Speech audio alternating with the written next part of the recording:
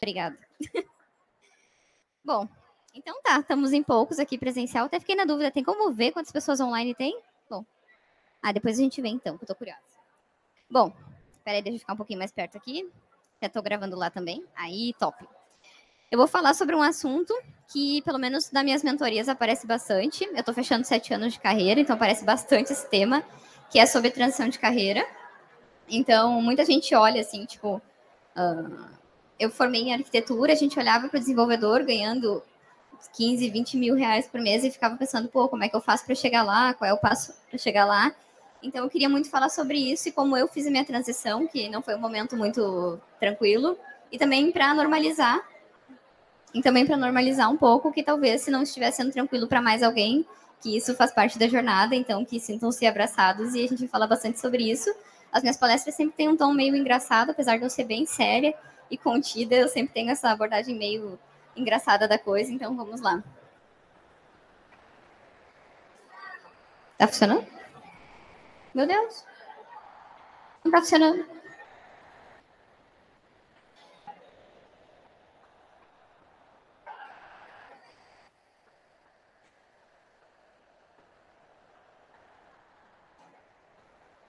Não tá funcionando aqui o negocinho. Aê! Tá, então no Minuto Curiosidade aqui eu trouxe algumas personalidades que a gente conhece bastante, que demoraram bastante tempo para se achar na vida e que talvez sirvam de exemplo, né? A Ana Maria Braga foi fazer sucesso quando tinha 43 anos, o Stan Lee com 39, o Samuel Jackson 45 e o inventor da miojo aos 48, né? Então, se o cara que inventou o miojo não tinha se achado até os 48 sucesso, né? A gente com 25 aí se apavorando também não é para tanto, dá para ter um pouco mais de paciência e calma. Então, vamos lá. Sobre mim eu falo depois, isso não importa muito, acho que cansa muito, vamos para o final. Então, eu vou falar um pouco sobre o que fazer para chegar do início até o final da transição de carreira. Então, a gente vai passar por motivações, perguntas de autoconhecimento, momentos de transição, o que a gente ama e sobre o mundo da tecnologia também um pouco. Então, sobre as motivações da transição, eu sempre gosto de começar perguntando onde está o problema, porque muitas vezes a gente transiciona, faz a transição de carreira, sem saber onde é que estava o problema que fez a gente decidir transicionar. Então, eu sempre gosto de começar por essa fase de perguntas de autoconhecimento, onde a gente pode perguntar, essa pode ser apenas uma motivação relacionada à empresa atual e o que tem desmotivado na carreira atual, porque a gente muitas vezes se desmotiva justamente pela empresa que a gente está. Isso acontece demais, né? Então, talvez, para evitar movimentar toda uma vida, todo um percurso em função de uma empresa que não está boa, não vale a pena, né? Então, eu gosto sempre de primeiro identificar se não pode estar vindo apenas da empresa, porque a troca apenas da empresa pode melhorar esse momento específico. E aí aqui também tem as motivações da transição, né? O que motivaria em um novo cargo e se a gente trocar só de empresa, novos desafios e novos contextos de projetos, não poderia melhorar todo esse cenário que a gente está se sentindo ansioso ou que não está legal. Então, aqui a gente pode se sentir um pouco mais confiante de dar um passo, de decidir transicionar ou não, ou se era só questão de trocar de cargo dentro da própria empresa. Às vezes a empresa é ruim mesmo e fazer o quê, né? Tem que trocar. Aí eu gosto sempre de pensar também o que eu gostava quando eu escolhi aquela carreira anterior e por que eu escolhi mudar, ou por que eu escolhi ela, e o que mudaria na troca. Aí aqui coloquei um memezinho, que é quando vejo alguém questionando toda a sua existência de tão ruim que é a empresa. Aí é essa a face que eu fico assim, quando eu vejo que tem uma galera que está extremamente desmotivado, enfim, super para baixo, mas é só porque a empresa realmente é um saco, ou a empresa é muito ruim, e é normal. As empresas podem ser tão ruins quanto donos ruins, quanto pessoas ruins. Empresas são reflexo de gerências, né? Então elas estão totalmente voláteis a serem empresas ruins. Aí aqui sobre a transição, eu sempre gosto de começar o primeiro passo com esse raciocínio de como eu quero viver. Muita gente pula para o que eu amo, né? Fica pensando o que eu amo, o que eu gosto de fazer. E não importa muito nesse primeiro momento exatamente o que você ama, se você não pensar como você quer viver. Pensar como é que é o seu dia ideal, como é que é a sua manhã ideal, como é que é a sua tarde, que tipo de colega de trabalho você gosta de ter, que tipo de chefes você gosta de ter, a modalidade que você quer trabalhar. Tem gente super sociável que gosta de trabalhar presencial e se dá muito bem presencialmente. E tem gente que trabalha aí remoto e produz 2, 3 vezes mais do que presencialmente, que é o meu caso. Eu não gosto muito que me atrapalhem, não gosto muito que conversem comigo assim, enquanto eu estou trabalhando, não quero pegar café no meio da tarde, não quero fazer nada, quero sentar a bunda e trabalhar. Então, para mim, o modo remoto é perfeito, né? É muito pessoal isso. Mas imagina só, tá trabalhando super concentrado e alguém me cutucar para ir tomar um café. Meu Deus, eu acho que eu surtava. Eu gosto de trabalhar remoto e tem gente que é super sociável, eu gosto de trabalhar híbrido, também gosta de trabalhar presencial, mas eu acho que nesse momento é muito mais importante a gente considerar como a gente quer viver como um primeiro passo. Até por a questão de ambiente, tem ambientes que motivam mais, tem culturas que motivam mais, a cultura de uma empresa tradicional, a cultura de uma empresa mais startup, então a cultura vai mudar de acordo com a modalidade da empresa. E a parte da liberdade criativa também. Ou seja, o quanto nessa nova profissão eu quero me sentir livre, o quanto eu quero sentir que eu posso me movimentar, o quanto eu quero dar da minha própria opinião, isso vai, assim, vai direcionar muito mais as minhas escolhas. Esse seria só um primeiro passo, porque eu penso muito assim, é muito complicado a gente começar só por o que a gente ama, porque às vezes a gente ama uma coisa, mas quando a gente vai fazer, ela nos coloca num ambiente tão ruim quanto a gente estava antes. Então a gente trocou, foi para um ambiente que a gente amava, fazer uma coisa que a gente ama, mas continua desmotivado, continua chateado. Então eu não gosto de colocar essa história de o que eu amo em primeiro lugar e sim como eu quero viver. Porque normalmente é a forma como a gente está vivendo que desmotiva a gente. Então é isso que eu acho mais importante como um primeiro passo. E aí sim, aqui também, um cara não pode trabalhar apenas com o que ama. Então, isso é muito difícil de explicar, porque é uma coisa que a gente é ensinado desde pequeno, trabalhe com o que você ama, trabalhe com o que você ama, e no final, trabalhar com o que a gente ama pode deixar a gente num cenário muito, muito, muito desmotivador, num ambiente muito tóxico, com uma cultura muito tóxica. Eu não gosto muito da palavra tóxica, que ela já virou clichê, mas num ambiente que não é o que a gente quer. Nem precisa ser tóxico, pode ser simplesmente um ambiente que a gente não quer. Então, acho que isso aqui faz bastante parte desse raciocínio desse momento. E aí sim, depois que a gente tem em mente tudo nos perfeitos detalhes de como a gente quer viver, aí sim vem a parte do que a gente ama. Que aí esse mapeamento de o que eu amo, sim que vai decorrer de chances e opções melhores para a gente decidir. Aí começa lá com, entre aspas, dom, depois vem para a prática, o gosto e coisas que travam. Aí aqui a parte do dom a gente divide em duas partes principais, habilidades naturais e habilidades comportamentais. O que é natural meu? O que eu me dou bem? Então, a gente parte daquele primeiro momento, a gente pensa muito bem em como a gente quer viver, para depois pensar quais são as minhas habilidades naturais, como eu posso encaixar isso dentro daquele ambiente que eu quero vivenciar, qual tipo de rotina que eu quero ter. E as comportamentais também, que são aquelas que não são tão raciocináveis, digamos assim. Ou seja, eu sei como é que eu vou reagir a alguns ambientes, mas eu posso ter uma reação adversa ali devido a um traço comportamental meu que não preveria. Então, é importante mapear essa parte comportamental também, não só as habilidades naturais. E aí, aqui na parte das habilidades naturais técnicas, é a parte técnica mesmo. Ou seja, eu como pessoa me dou muito bem com artes, me dou muito bem com parte matemática, com parte lógica. Então, ver quais as partes técnicas, então, que a gente consegue dominar aí.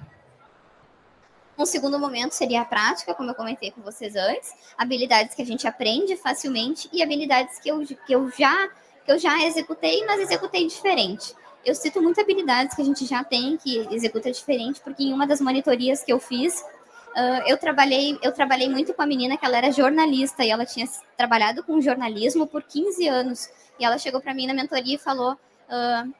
eu sinto que eu não estou preparada para mudar porque eu estou zerada. E eu falei para ela, você não está zerada, você tem 15 anos de experiência. Então, são 15 anos de experiência em jornalismo, em writing e em escrita, que você não pode desconsiderar quando você troca de cargo. Toda habilidade que a gente executa dá para aproveitar, dá para fazer um novo discurso em cima e trazer esse valor, que eu acho que prejudica muito a pessoa quando a gente se mostra para o mercado zerado, quando na verdade a gente não está zerado, a gente tem experiências diferentes e a gente só precisa adaptar o discurso. Às vezes, muitas vezes a gente se desvaloriza na própria fala, porque se eu trabalhei, por exemplo, 2 anos com engenharia civil, eu tenho 2 anos de experiência em planejamento e execução. Para qualquer carreira que eu for seguir, eu já tenho essas soft skills, digamos assim, mapeadas no meu currículo. Não é como se eu tivesse zerada. E aqui a parte de hard skills e soft skills, que eu gosto de diferenciar sempre, que é uma dúvida que surge bastante, que é a parte de hard skills, que seriam habilidades técnicas, super técnicas, e soft skills, que seriam as habilidades comportamentais, que pedem bastante em currículo, essas coisas é legal a gente ter para o momento que peçam e tudo mais. Aqui a parte do gosto, o que eu gosto de executar, e também a parte de recompensa financeira e recompensa moral, que tipo de recompensa financeira que eu espero nesse novo cargo, e que tipo de recompensa moral. A gente fala muito da parte financeira, mas não fala da parte moral, né? Às vezes a gente passa de um cargo que a gente era super importante, nossa opinião contava para tudo, e a gente tem que voltar a ser um executor, e aí a nossa opinião não vai contar tanto assim porque a gente é um executor. Então, como é que a gente lida com essa nova recompensa moral que vai surgir? E aqui sim a última parte dessa série, que seria as travas. Aí na parte das travas, o que me custa muito, ou seja, o que é muito difícil para mim, e o que eu penso, olha, tudo, executo tudo menos isso. Aí é importante a gente também saber, né, quais são os nossos limites. Por exemplo, eu faria tudo isso, tudo menos isso. E também coisas que vão contra nossos princípios. Para mim tudo bem e até certo ponto. Depois desse ponto eu não quero mais. Então tudo bem. A gente seta os nossos princípios e os nossos limites e lida com isso de acordo com o tempo nessa transição. E aí aqui eu trouxe um meme que para mim eu me identifico muito, que é quando você tem que trabalhar com aquele colega que fala mal do trabalho o tempo todo, mas entre aspas ama. Gente, não tem nada pior do que isso, assim, mesmo que muitos anos de profissão, você já está 10 anos de carreira, eu acho que é legal a gente ter esse filtro de expressão para não desmotivar os colegas de trabalho. E, eu estou reclamando, mas eu amo, eu reclamo o tempo todo, mas eu amo. Enfim, mesmo que a gente pense isso, eu acho que não é legal transparecer, e isso é um reflexo de pessoas que escolheram coisas porque amavam, mas não consideravam se realmente queriam vivenciar aquilo. Então, eu acho que é um bom reflexo disso que a gente estava comentando agora. E aqui eu separei por último algumas dicas, enfim, que podem ser motivadores para esse novo momento. Então, preparar o ambiente. Tem um livro que chama Hábitos Atômicos, que fala muito sobre a preparação do ambiente, sobre fazer pistas visuais para você conseguir fazer esse momento de transição ser melhor, ser visualmente, ter um apelo visual melhor e tudo mais. E também tem a parte de conversar com pessoas que trabalham na área que você está considerando. Aí podem ser mentores mesmo. A gente vê que tem plataformas... tem pessoas que pagam, mas tem muita plataforma que faz isso de forma gratuita. O ADP List faz isso de forma gratuita, inclusive eu tô por lá, quem quiser dar uma conversada comigo pode me encontrar lá. E é muito bom ter essa previsão de pessoas que já estão na área, que já trabalham com isso e que, enfim, estão ali para ajudar você a entrar nesse novo mundo e também para dizer o que existe que não é tão bom assim. A segunda parte, faça cursos, workshops ou treinamentos para desenvolver novas habilidades. Cursos curtos de preferência, tem aí a Udemy, Udemy, né? Seja lá como cada um se chama. Eu falo português, então é Udemy. Faça cursos na Udemy lá, rapidinhos, para você ver se você gosta mesmo dessa nova coisa. Eu só não indico muito bootcamps, mas é porque eu tenho conceitos pré-definidos de bootcamps que eu não curto muito. Mas aí fica aí os cursos, workshops, treinamentos, como você preferir. E o terceiro ponto é que não tenha medo de começar do zero. Pode ser difícil deixar uma carreira que você já investiu tanto tempo, mas assim, né? 5 anos vão passar se você trocar ou se você não trocar. 5 anos vai passar da mesma forma. Até tinha um amigo meu que trocou de direito para data science agora recentemente. Ele falou para mim: Gabi, tenho medo de que vai passar aqui 5 anos e eu ainda vou estar estudando. Eu falei para ele: 5 anos vai passar de qualquer forma, se você escolher estudar ou não. Então, o tempo não vai fazer diferença agora, né? Não é com isso que você vai ter que se preocupar. Continua trabalhando, encaixa na sua rotina, porque o tempo vai passar por baixo ou por cima de você, né? Então, de qualquer forma, o tempo vai passar. Deixa eu ver.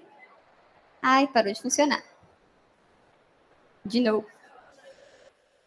Acho que mudou o mousezinho ali.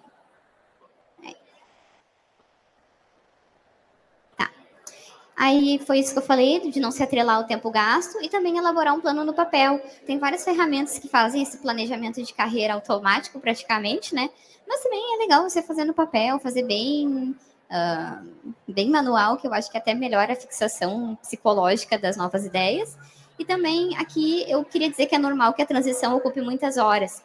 Isso porque a gente tem essa visão de que a transição vai ser suave, vai ser 2 horas por dia, a gente vai sentar, vai estudar e vai virar um desenvolvedor em 3 meses, vai virar um designer em 5 semanas, com um bootcamp, e não é bem assim, né?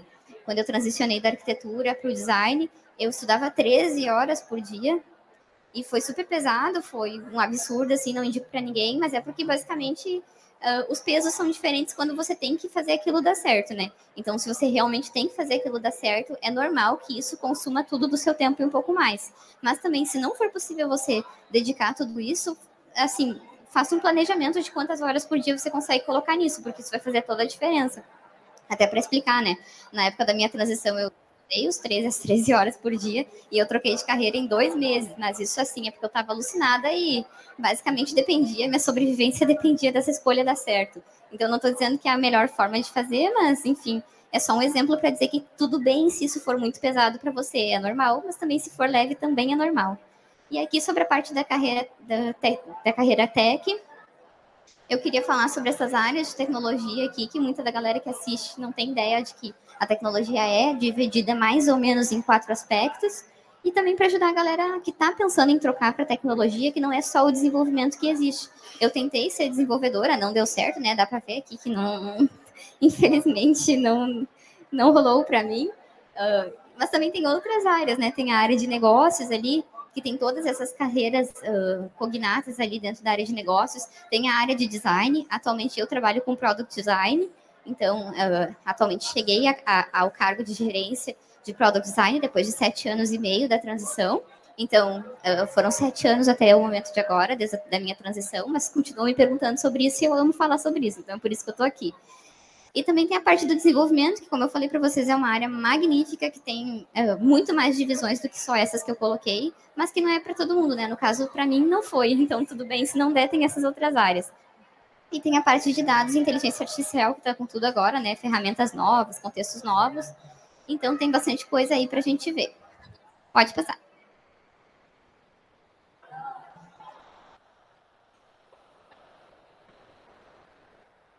Aí aqui sobre onde aprender. Então, como eu falei para vocês, tem a própria Udemy, tem a Alura, Coursera, tem Medium, tem eventos como esse, as mentorias pelo ADP List, como eu falei para vocês. E também, a depender da área, tem canais específicos, né, para desenvolvimento pessoal, acesso ao Stack Overflow, por exemplo, para aprender algumas coisas, tirar algumas dúvidas, vai depender muito da área específica que você quer. Mas aquelas 3 primeiras ali, a Udemy, a Alura e a Coursera, são conhecidos por todo o espectro de tecnologia, né? Então é uma boa.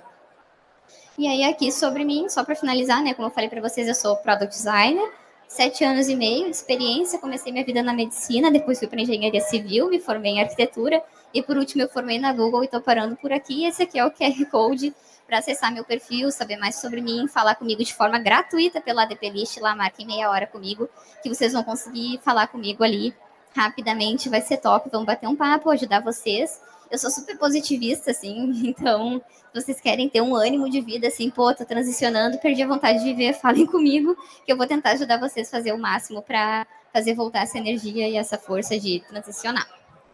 E era isso. Tem alguma dúvida por aí? Ai!